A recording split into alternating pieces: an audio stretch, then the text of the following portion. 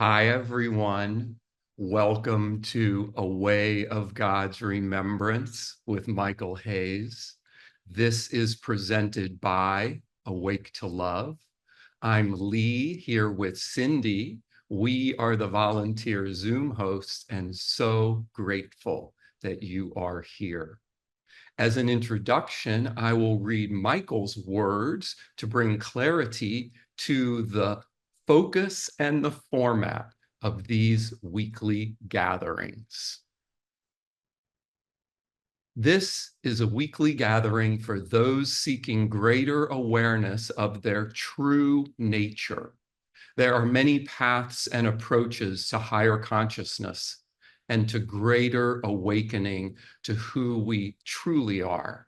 The essence, the truth of all these paths is more about remembering who we are and have always been, rather than becoming something different or more than we have seen ourselves to be. A way of God's remembrance goes to the heart, to the intention of all the paths. This is what we will explore each week. Michael will share thoughts and awarenesses that come forward as relevant and purposeful for our time together, followed by questions and answers related to what he shares about. We will begin with an invocation of light to help support us all to be in collective alignment. We would love for one of you to lead us in the light invocation. If you are so inspired, please would you raise your Zoom hand and Michael will select you. After the light invocation, we will play a recording to lead us in Anai Hugh chanting.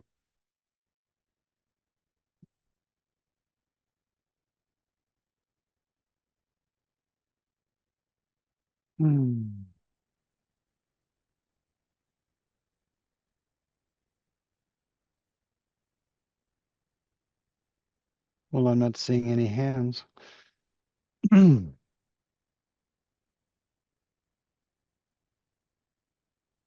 Oh, there's one. Eric Nelson, please.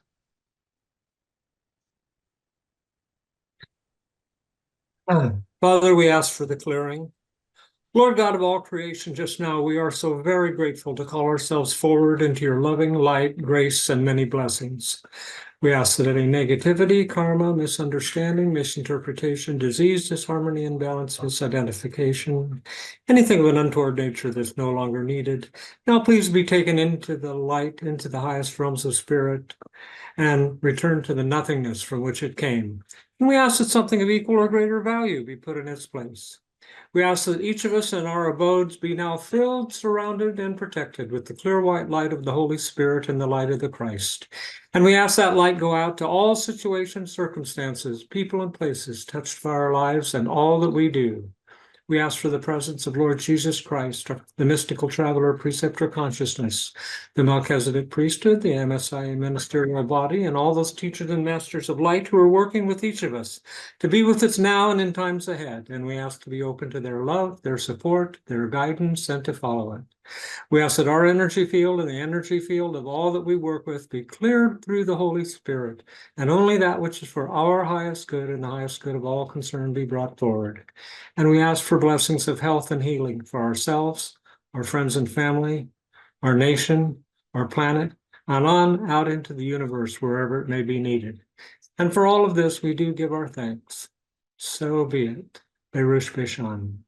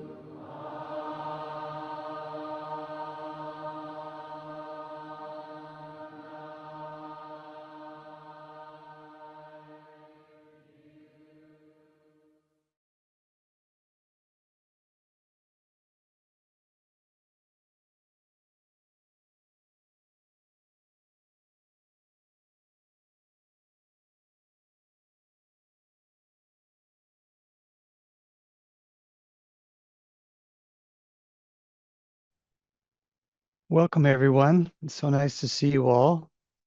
I hope you've had a good week and are having a great day. So, this past weekend was a big event in my life. I went to a conference, a yearly conference for a spiritual group I'm part of. That would be the Church of the Movement of Spiritual Inner Awareness. And it was very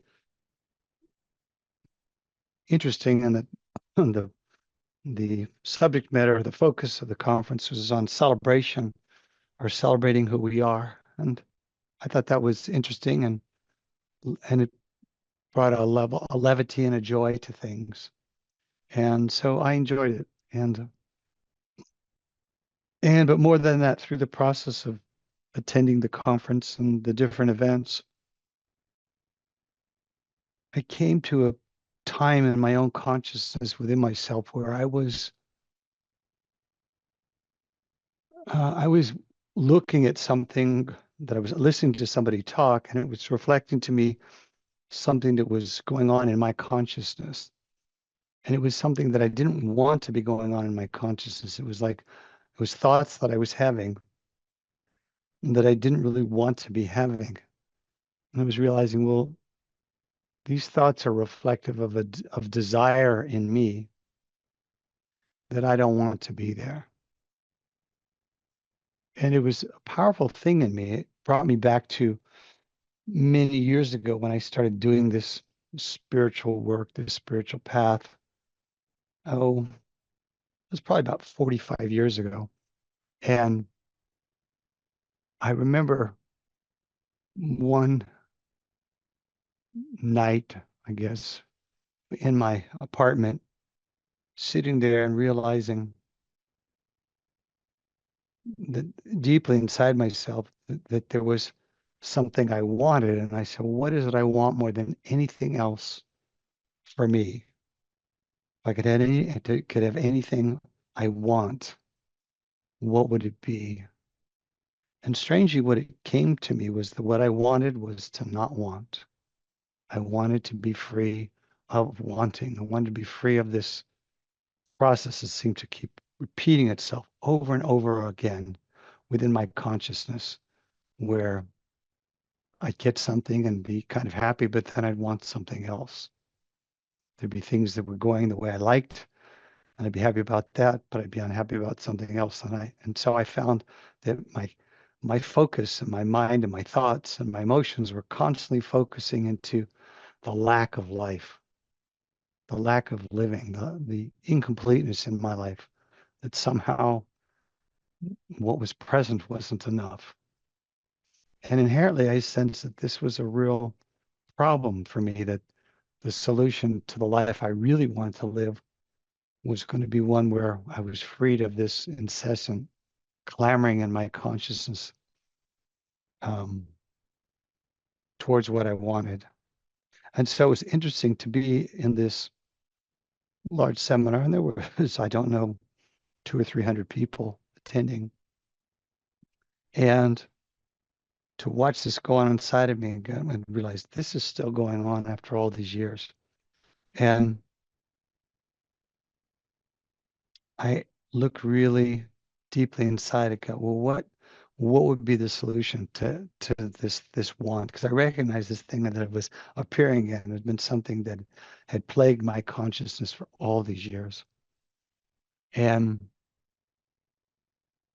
as I looked at that and I meditated really deeply on that, I realized that the foundation of that want was um, tied into the foundational idea of me as a separate being, as a separate person, as me as separate from everyone else and separate from the world. That the foundation of this lack, which was producing this want, this sense of incompletion in me, was that I had a fundamental incompletion in just being me as an individual. And as I looked at that, I thought, well, but is that really the truth of me? Is that really the truth of any of us? Are we really these separate forms, these separate beings? Are we really these bodies living in time and space? Or are these bodies something that the true us is using, and that who we really are is not separate from anything, is not limited? And as I pondered this, I something in me said, well, I wouldn't really say it. I just felt myself let go of the supposition or of the idea of my separate life. And I just found myself letting go of that and surrendering to a greater truth.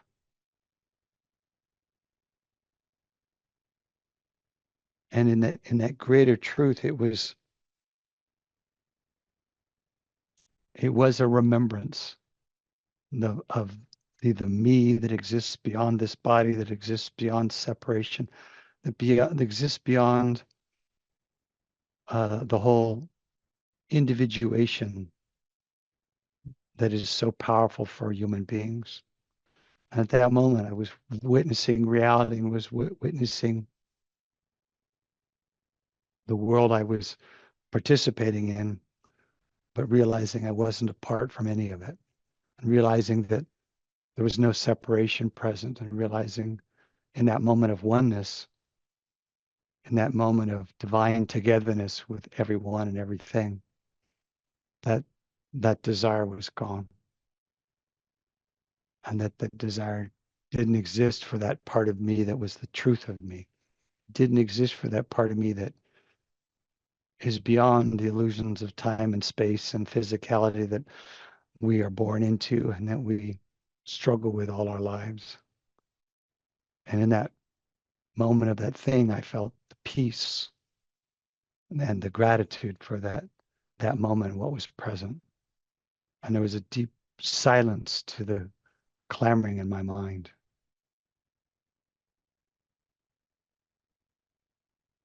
And I was truly at peace with my life and all the circumstances of that moment and all the circumstances of all the moments that had led to that moment. And in that moment, I knew that what we could call God was present, and I was present with God in a kind of oneness with God. And I knew everybody else was as well. And in that completeness, in that remembrance, I had a deep healing and a deep release of the personal story of my life, the personal story of my adventures of winning and losing and having and not having and being happy and being sad. I just had a release from that.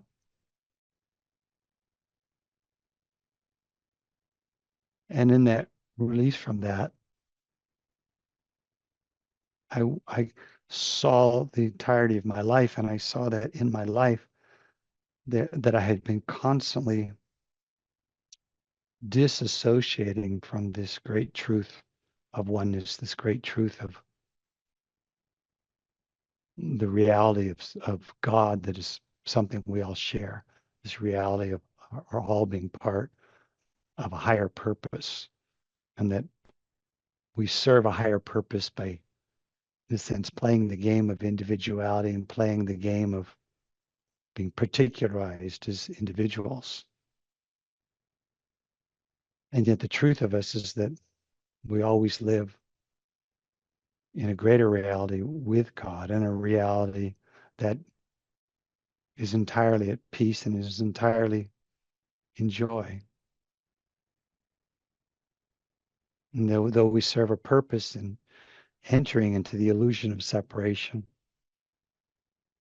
and it's right that we do it, the truth of who we really are and what we really are about is available to us if we will just let go and surrender to it. And I felt this release from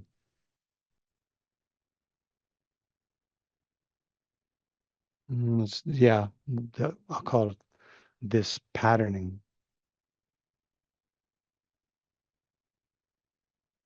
And I walk to a new level of freedom. And I am offering to any of you who would like, if you so choose, to also partake in this greater freedom. Because the thing I've always realized in these openings of consciousness, it doesn't make me different. It reinforces and reaffirms completely how we're all really the same. It's just we're all sort of living a different story. But the truth is that we're all living a story, and the truth is we all exist beyond that story. And as we find a way to connect to that truth of us that is beyond the story of life, there is that was described in the Bible as a peace that surpasses understanding. And I do invite all of you to make that something you are now available to, as it is available to you. That you let go of whatever story or whatever attachment that would keep you from this greater peace. That it might come awake in you and you come awake in it. And you might have the completion and the fullness and the loving that is all of our heritage.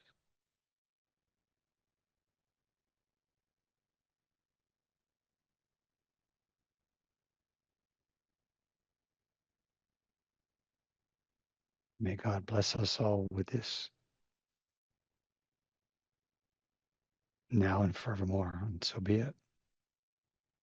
And amen.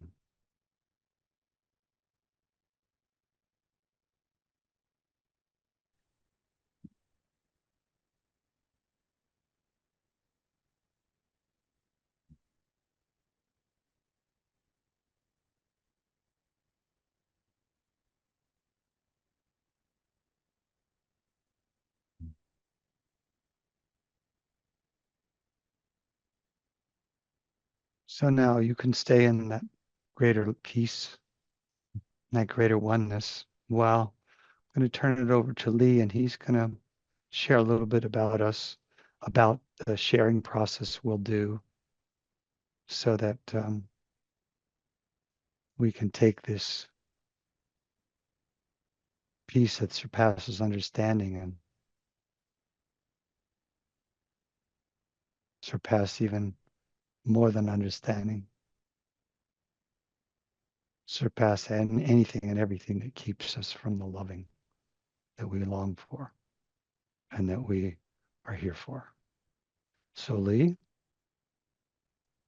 Thank you, Michael. I have guidelines for questions of Michael. Questions are about a way of God's remembrance and what Michael has shared.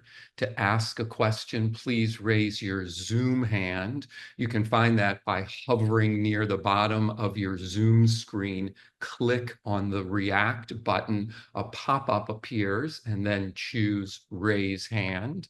Please also turn on your video to ask a question for full participation.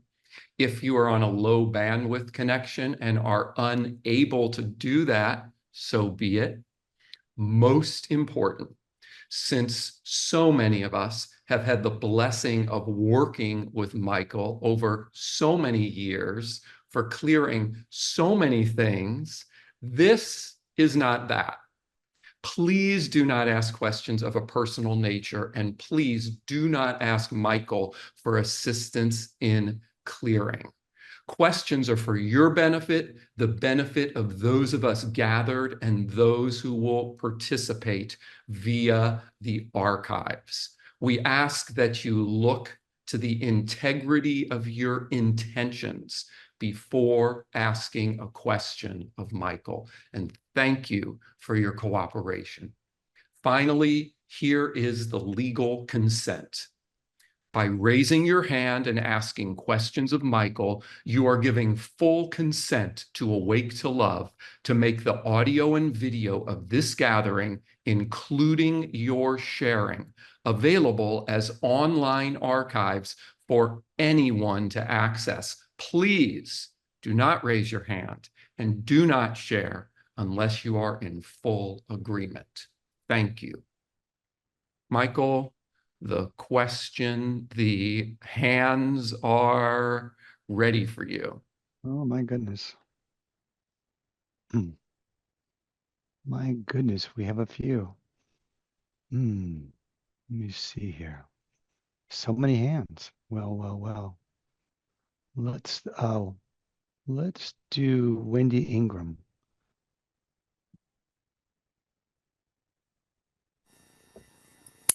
Hi, Michael. Lovely to be with you.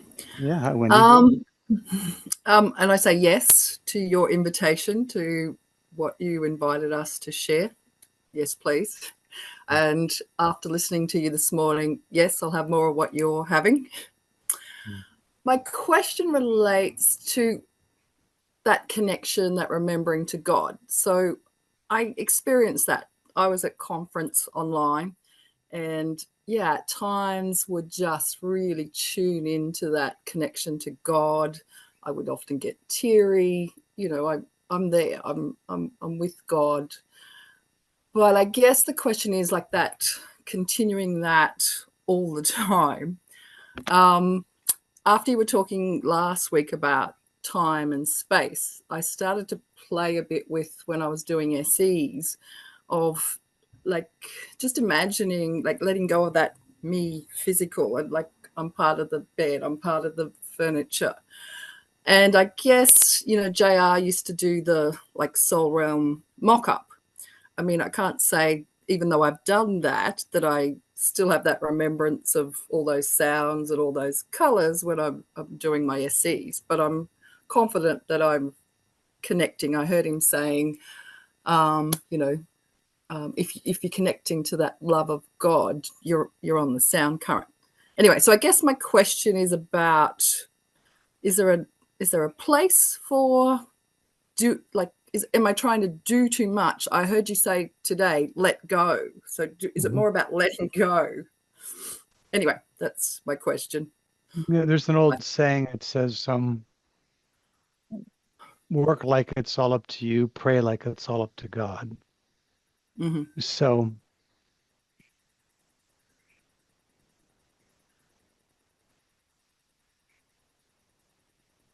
it'll be natural for us as human beings to do what we can to create a better experience for ourselves. And that doesn't need to change. It doesn't really need to change in all this. There's a way in which that really works for our spiritual awakening to a point. See, our spiritual awakening for many lifetimes and through our lives, even this lifetime, we can look at God. I look at my situation and I want to change my situation to make my situation more of what I want, which is natural. And so within all that, sometimes I'll try and change the outer world so I like it better. And then there's also where I'll try to change my inner world or change my inner experience, change my thoughts, change my feelings. Like I talked about earlier, like I didn't want those thoughts. So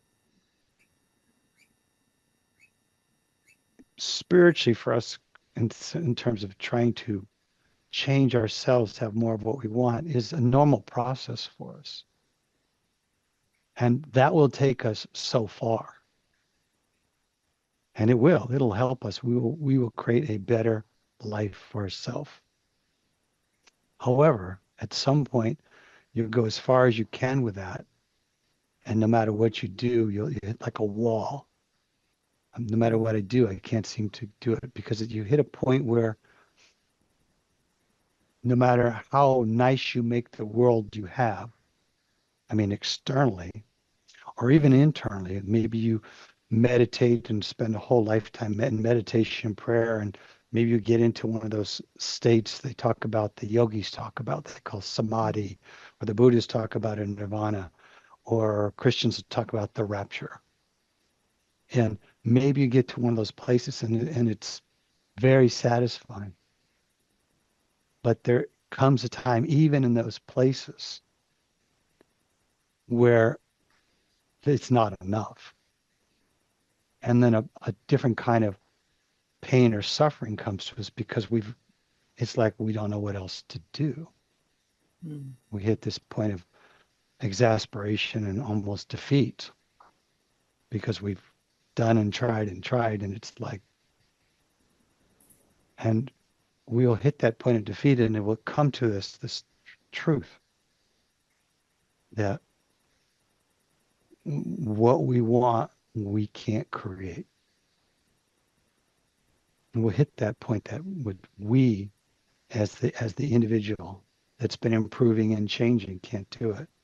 And that causes a kind of a change inside of us, a different kind of change where something lets go.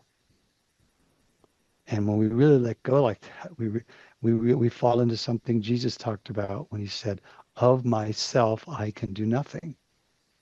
It is the Father through me doing his own work who accomplishes all things." And we also come into that in our prayer to God, whether we're praying to Jesus, or if we were a Buddhist praying to Buddha, probably the same thing, called, "Oh Lord, I don't know what to do. I can't do this." And we hit that point of letting go. And that point of letting go allows us to be released from the illusion of being this that's doing it. Mm.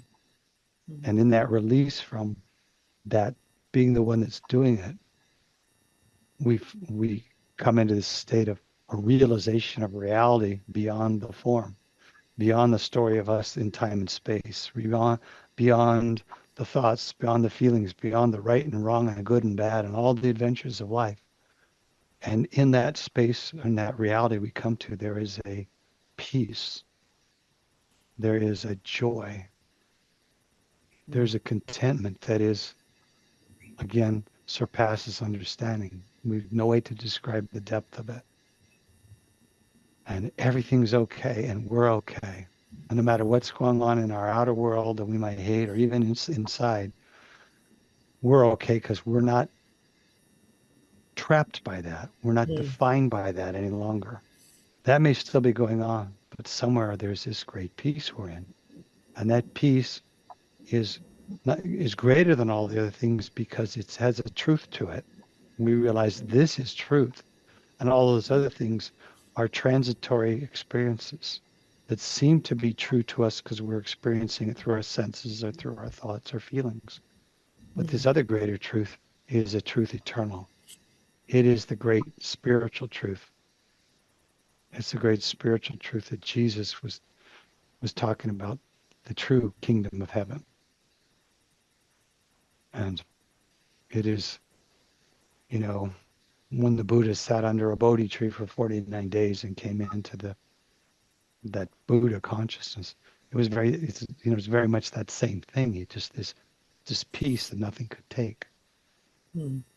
So there is a difference in that, and it actually, strangely, we as individuals can't do it, but we can surrender to what can do it, which is God. And God actually precipitates an undoing, a freeing of us of the illusions of limitations, the illusions that bring all the suffering, the illusions of difference between other people that lead to wars, the difference of lack, which leads to the fear and the desperation and the negative approach to life and the selfishness and the greed. Suddenly those things we just know that they aren't the truth of reality. We know that in this appearance of life, they seem that way. We know in the reality we are experiencing that is not truth, and that our true existence is in this reality that is beyond all that. And that is the the thing that is available. And so a lot of what you're talking about is I get into a joy and an exhilaration and a elevation inside of me because I'm with people that are happy and there's positive energy, positive vibration. And so the positiveness of that, of the group and the laughter and the happiness and all those things, and I get picked up inside and I feel better about me and I feel better about my life. And that's a wonderful thing. And I take that when I get it. Mm. Mm. But the thing I'm talking about is something beyond that. I'm talking about something that will give you joy and peace even when things aren't going well, even on Mm. the dark days, even when there's suffering, even when there's illness, even when there's loss, even when there's death. This extraordinary peace. And that is possible for everyone because in the strangest way, it's always present. We're just not being present with it. We get lost in a dream, an illusion. The Hindus talk about it, the Maya, the dream that we get caught in here. You know, it really doesn't matter which religion we're talking about. They all reference some version of this where we get distracted, we get disconnected from this greater truth. We get seduced by all the distractions of life that demand on us that we be a certain way, act a certain way, achieve certain things, create certain things. And in a sense, then we are run by the outer world. Mm. But it is not only possible, it's inevitable that every consciousness will come again into this remembrance. And Jesus said it like saying it as the Father and I are one. And then he said, these things I do, you too shall do, because I go to the Father. Mm. So he was talking about this. And mystics and saints of not just the Christian world, but even the yogic world and the Buddhist world, and they reference very similar things and bliss and peace and ecstasy that is just very, when you look at it all, they say they sounds like they're kind of eating from the same dish. Mm. They don't necessarily manifest it the same way, and they don't necessarily have the same ability to help activate that in us, which I think for me, Jesus Christ was the greatest activator our world has seen. That he was so in that remembrance that he just walked around just activating levels of remembrance in everyone and everything. He was that. And so when we get that opportunity, for those that, I think as Jesus said, those have the eyes to see and the ears to hear, why not? Mm. Why not partake? So I don't know if that answers your question, but that's the Yeah. differentiation. And the mind and our strategic nature will continually look for what we do to get more of that for ourselves. But what I'm telling you is we don't get more of that for ourselves. We get that by freeing ourselves from ourselves. We free ourselves from the illusion of differentiation and separation, the illusion that I'm different than you, that um, we're different from the people. We're all driving in our cars and we're all different. Well, we're experiencing reality where that appears to be so, but in the spiritual reality beyond it, that differentiation is not there. We all And serve the same intent. I assume that differentiation is the same when people pass. So that concept that they're not with us physically, but we're still all part of them. Sometimes I Yep. get like, am I attempting to connect with them, or should I just let them go and on their way? So there's some confusion around once someone passes, Well, that's because if you try to draw them back to you here, Mm. that could be with the assumption that you're here and they're there. And so that could Mm. be contrary to their spiritual purpose, because if it's their time to go, their destiny and their greater opportunity is to go, not to stay as a ghost or something like that. So yeah. But on the other hand, if you surrender to the truth of your oneness with them, that is an eternal truth, that you are always one, and open your consciousness to that place where you're always one, then you can always be with them and always connect. That's always available from that level. That level of oneness is always so. Okay, now you're feeling that because I saw the spirit touch you, offer you a taste of what that is. Okay. It's kind of offering it to everybody, actually. So, yeah, there you go. Yeah. All right, my love. Next. Thank you. We'll take Maria.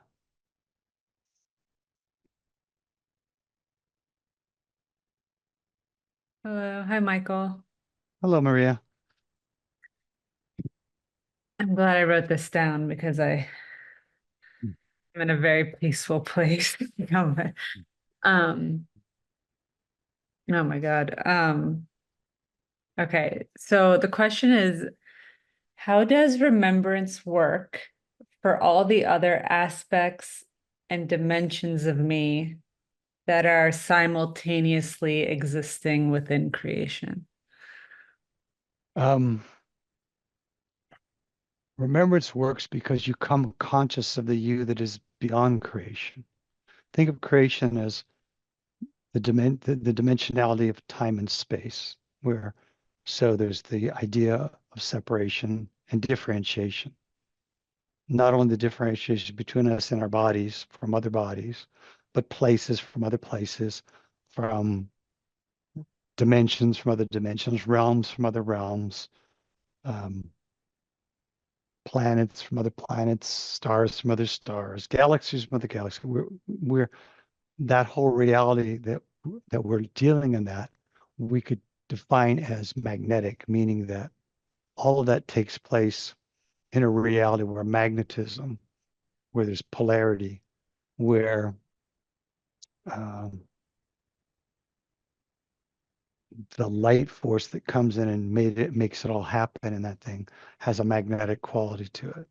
And when we say has a magnetic quality to it, it means that it has an effect on us, and effect on us in our bodies, an effect on us in our minds and emotions, but also we can have an effect on it. Because, see, this body will die, but our souls will go on. Why will the soul go on when the body dies? Because the soul is not magnetic. The soul comes from a non-magnetic source.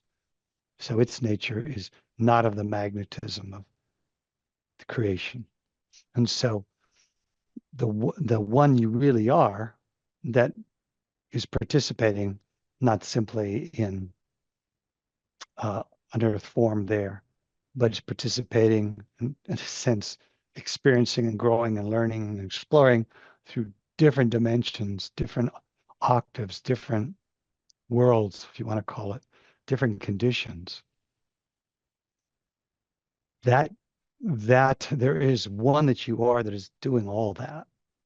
So you come into the remembrance of the one you are. When you really come to the remembrance of the one you are, you may start activating remembrance of the one you are into these different aspects. When you come enough in awareness or enough in remembrance to the one you always are, the one that is beyond time and space, beyond creation, and beyond all the differentiations, you can have a sense of yourself simultaneously participating and learning in all the dimensions. You can have it like that. And then you can, according to the way your knowing from that consciousness comes about, it may direct you to have a fuller engagement into one aspect of that. In the sense, to witness it, to see it, to understand it. Now, if you try to do that from, let's say, from in this body, to try and be fully aware of what's going on in some other reality, it'll fall apart for you, because to have full awareness of that in this, will destabilize the way this is working. You know, you see people sometimes with drugs, well, they'll do something, they'll start to have an altered state experience, but it overwhelms them. So it's kind of like, how do I be fully in that altered state and in this state? And you'll see them sometimes out in the street corner and they're talking to the sky. You know, it's like you say, well, is there really nothing there? No, there may be something there, but it may be in another aspect of the dimension of reality. And so they may have opened up to that in such a way that it opening to that destabilizes this. So from the higher spiritual point of view, that's rarely allowed. You could do it to yourself through drugs or through something else, but normally if you're listening, you'll be protected from that. Sometimes in other times, we've done things that have opened ourselves up.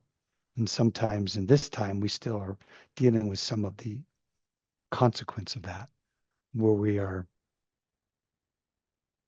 sort of prone to be aware of multiple dimensions of reality simultaneously. We're getting a sense of a bunch of them at once. And that can be difficult. So sometimes part of our work is not only to get above to that state of oneness where we can be aware of all that and it's fine, because we can always be aware of all of it because we realize we're none of it. We realize we aren't really any of it, but we are looking in it, we are learning through, we're exploring in it. So that overview is what saves us. So that's why the prime directive for us spiritually is do that spiritual work, our meditation, our prayer, all the things that help activate in us greater remembrance of who we really are and that oneness, so we can have that greater view, that greater knowing.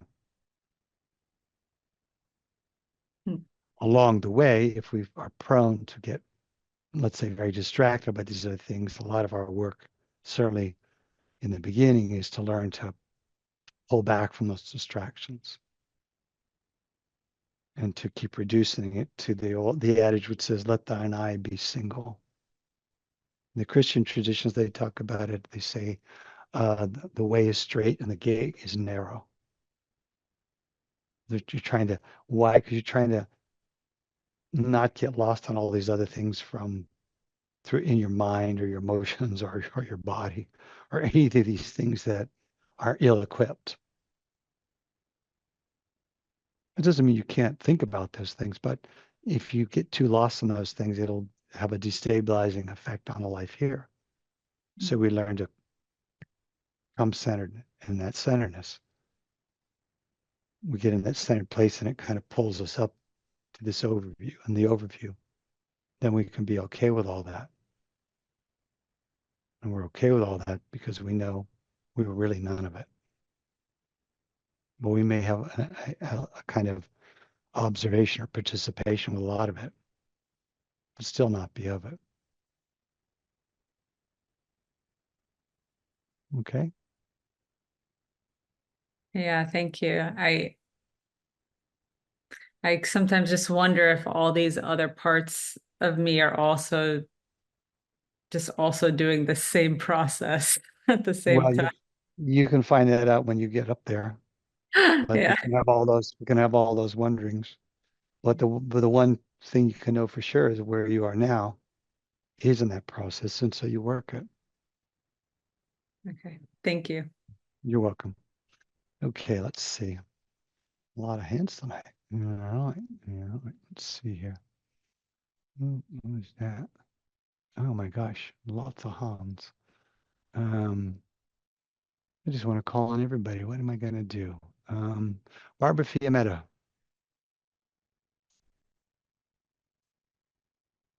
Unmute. Thank you, Michael. First of all, cut me off at the path if I break the rules. I'm not asking for clearing. I'm really asking for some understanding. Okay, so I asked God to help me talk to you and help me because I'm not feeling well right now. I really wanted to talk to you when I was more neat and together and in control. It's all hanging out.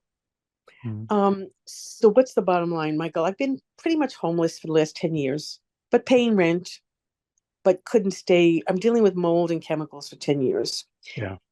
And no matter what, I am extremely proactive, Michael.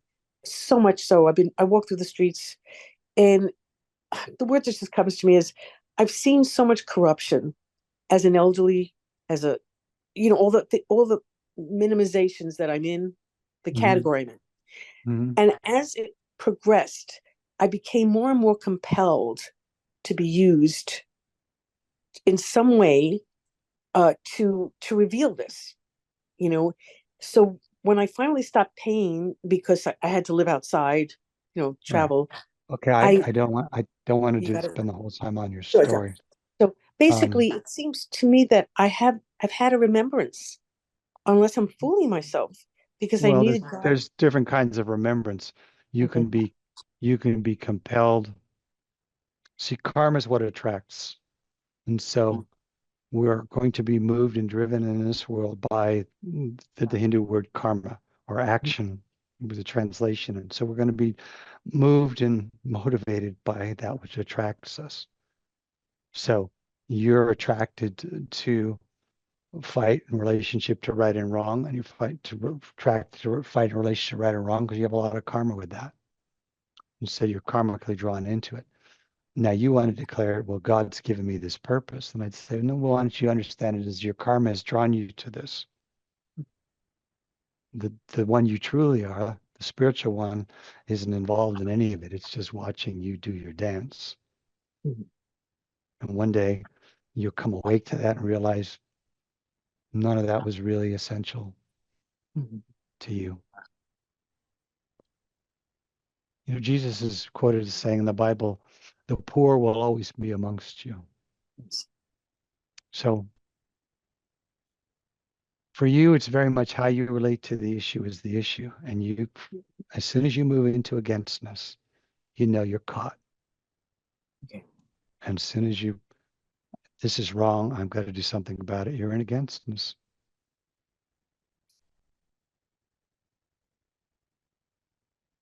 So there's a famous book written, Don Quixote, tilting at windmills. Say that again. Say that again. Don Quixote is a very famous book. Right. He went out and imagined he was a knight and was saved, and he was, tilting at windmills like a knight fighting the dragon, and the windmill is a dragon. We all are in a world that calls us to engage with this world, to change this world. And if we get caught in that engagement and changing the world, I'm not saying it's all a bad thing or a good thing, but it will distract us from the truth. And the truth is that you have the capacity to come awake to the one you are that is beyond this world and sees no necessity to change anything, because your teacher tells you the blessings already are. Jesus Christ said, the kingdom of heaven is at hand. But you're not seeing the blessings already are. You're seeing everything that's wrong, and you're being sucked into having to do battle about that. And this is something you've been doing life after life after life after life, and here you are again. Yeah. But don't feel like the Lone Ranger. We all have. That's why people have a lot of lifetimes. They get sucked into the right-wrong game, and they're doing battle with it. So it's your option. You can keep doing it and lay it out. But you have an option here to also start to realize you're caught in a game you'll never win. And you're not supposed to win that game. Everybody thinks we got to create utopia here. There was a world in sort of this part of space before this world long ago, and souls evolved here and learned and grow and it became very perfected. And it got to a certain place in that perfection, and it was in a sense no longer useful as a school. There's no reason for souls to leave heaven to come to heaven. And so it had served its purpose, and God basically turned it into like I describe it as I see it, like a fireball, and it dissolved. So love the moment and love where you are in the moment, and realize God is your partner today and every day and every moment. And if you're not experiencing that, and you say, well, I'm not because of that, because of that, you're caught. Mhm. And the world has you. And you, as much as you're trying to serve a higher power, you're just playing out the game. And this is a powerful game. It's why so many people are caught in it. I reflected to you in the beginning of sharing of myself, where I could see I was caught in the game in my own head. And I've told you how I got out. Mhm. Now, there may be other ways out that work, but that way that I found was the cleanest, clearest one I've seen. Say that again. The cleanest, clearest. The cleanest, clearest Oh. way to get out is the one I talked about, which is to really come awake to the truth. So come awake to that truth, my friend. And thank you for sharing. Okay. Thank you, Michael. Bless you, Barbara. Okay. Oh, who's up there at the top? Michelle Hulley.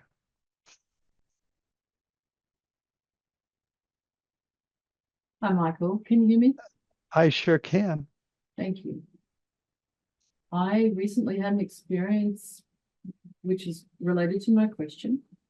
Mhm. I looked down and saw that what I was invested in as my story was like the light reflection off the surface of a bubble.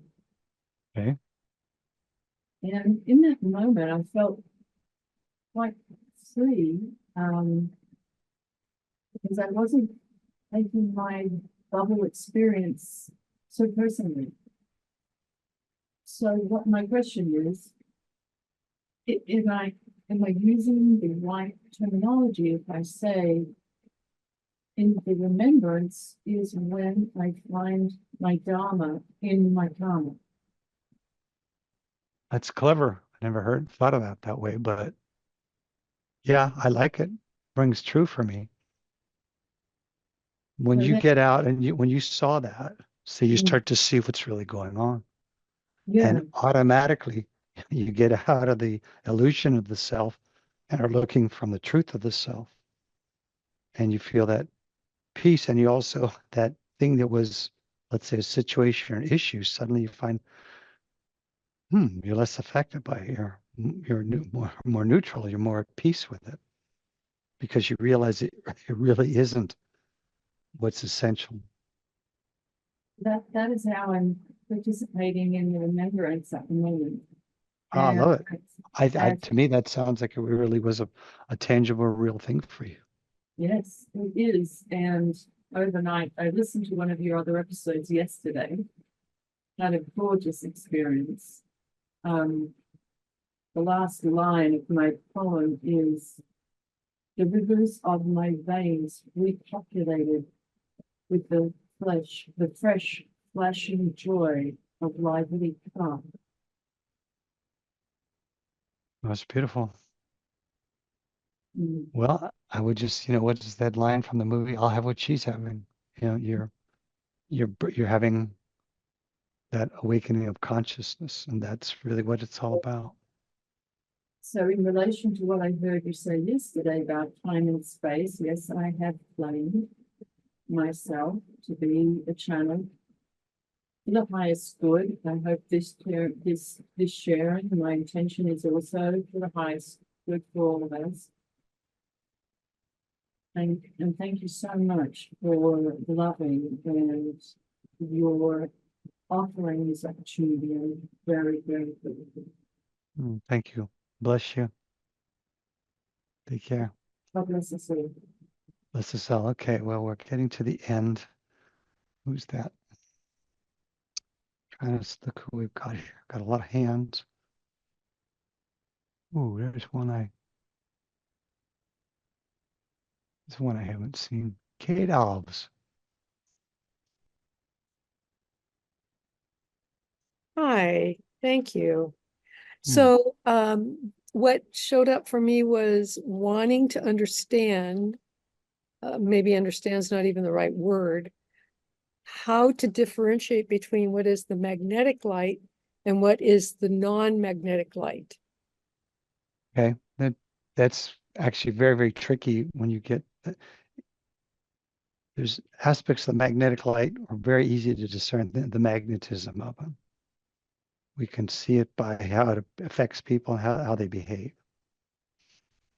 If you looked at the like light as a spectrum, you could say, well, it's denser and it's more refined. Well, the magnetic light is that. So when you get to the higher aspects of the magnetic light, it's often confused with the non-magnetic. Why? Because when we deal in the higher magnetic light, it'll tend to give us what we want. So we will be rewarded for that. And for on this planet for a very long time, most of the progression people were making was learning to choose to the higher magnetic light over the lesser magnetic light. And the reinforcement of that is that their life got better. They got more joyful, they got clearer, they saw things better. And you'd say, wow, yeah, so that, but why wasn't the non-magnetic? Well, the magnetic light will always have an effect upon you and it'll always produce a response in you and, let's say, change in you. So the higher magnetic light produces a more favorable response or more favorable behavior or more favorable outcome in your living than the lower magnetic. So hence over many lifetimes we evolved to choosing that higher magnetic. The non-magnetic comes in and sets you free of yourself. That is the difference. It takes you out of yourself. It takes you out of the illusion of differentiation and the subjugation of the world that subjugates you because you're caught in the story of your differentiation. And then it maneuvers you and manipulates you based on how it has an effect on this you've said you are. But the non-magnetic comes and reminds you that you're not this. There you go. I got it. Thank you. Yeah, you sure did. Yeah. Love you lots. Thanks. Thank you. All right, my friends, we've come to that time. We're getting to the end. We'll end with a little blessing of some kind. And I don't know what it'll be, but we'll just surrender into the non-magnetic and remembrance and see what comes forth. This will be sort of maybe a little meditation. So we'll just see what comes forth and we'll just ride with it and take it as a message. And when we're done with this, we'll be done for this week, for this class, for this Zoom call. Thank you so much for participating. Let's see what's here for us, Father.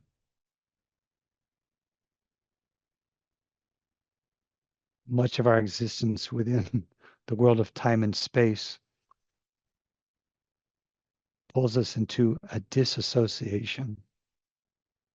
And that disassociation is we turn away from the truth of self, the truth of who we truly are, and enter into the pretense of division, the pretense of singularity, the pretense of being a particularized personage, having a particularized journey in a particularized world at a particularized time. All of this is for a higher purpose, for God that created all manifestation would know what it would be like to experience this and to exist in a reality that was contained and controlled and defined by time and space. And so God initiated an action of individuation of itself to partake in creation that God might learn for God's purposes what it'd be like. Each of us then agreed into that and are participating in that. Yet there is a call within creation from beyond creation, a call of spirit that calls every consciousness that's playing into this creation.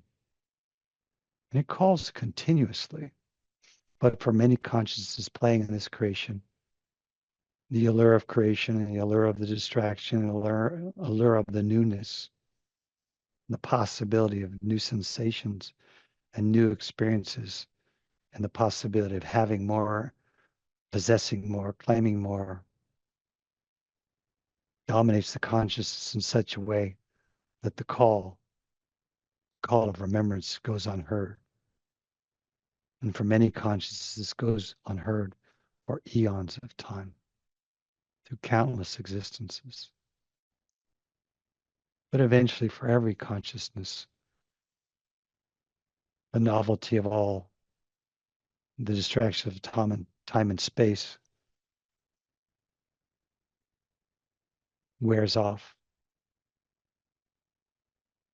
There's an incompleteness and an emptiness that starts to appear in the conscious, no matter how much life seems to be going their way.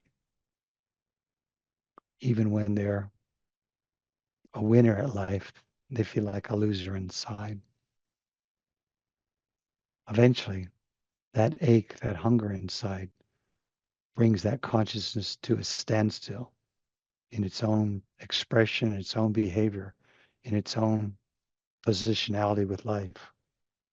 And in that place of standstill, something opens, something asks out to reality, out to God, out to any and everything. Oh, please, there must be something more. Please, please help me to get out of this suffering, out of this pain that is upon me. And in that time and in that moment, for those consciousness that get to that place, their prayer is answered by an opening within the conscious to hear that call that has been ever present, calling them to remembrance, calling them back to the truth of themselves that is beyond time and space. And as that happens, all the disassociation they've been doing from that true condition, that true reality of who they are, starts to crumble and fall apart. And that disassociation starts to change into a reassociation. They start to reassociate with the one that is, the one that we all are, the one we call God, we call spirit, we call love and loving. We call all the different names, but they're all the same truth. The loving one that made all this, that is always our truth. And that calling reclaims us to ourself. It's like the siren song.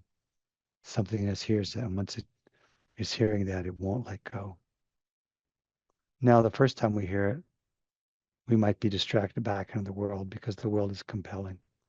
And so we might just ride a short distance with this new truth and then be sidetracked into one of the countless distractions of the time-space merry-go-round.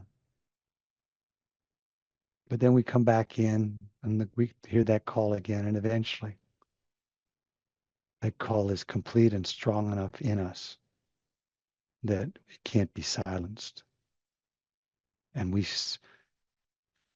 in our love for it and our need for it, we start to sacrifice all the distractions and all the conditions and all the attachments, all the illusions, all the identifications with high forms of light and low forms of light. And in that surrendering, we come back into the remembrance that the blessings always are. They already are, which means they always are. Come back in the remembrance that the kingdom of heaven is present. And we are present with it. This is our destiny. This is the reality, the truth.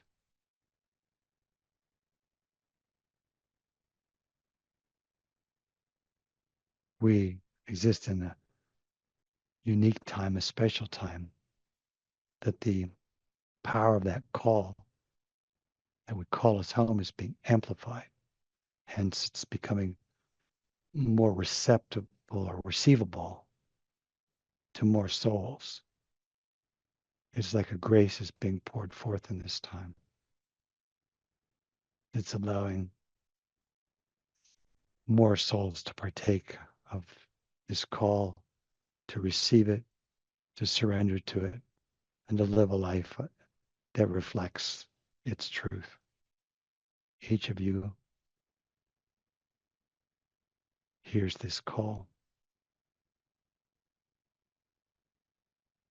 Surrender to that call, and then let yourself also be an instrument of that call, that it might be amplified in you and through you, that many others may come awake to this opportunity. It might not be the time for them to come awake for it as fully as you might, but that doesn't matter. Any awakening starts the miracle of remembrance. Let's all be thankful in this moment for whatever level of remembrance we have. Open ourselves to be available to both receive of it and share of it in this day and the days ahead. And ask for the highest good, that this greater remembrance might go out through all the world, that many may partake. For all this, Lord, we thank you for your grace and your guidance and the blessings of this day. May your will be done in us and through us forevermore. And so be it, and amen. And Baruch Bashan. Bless you. Blessings, Michael. Thank you, Michael. Thank you, Beautiful. Michael. Thank you, Mikey. Michael. Thanks very much, Love Thank you. you. Thank you. Michael. God bless everybody. Be here, Bye, everybody. Michael. Thank you so much, Thank you, Michael. Michael.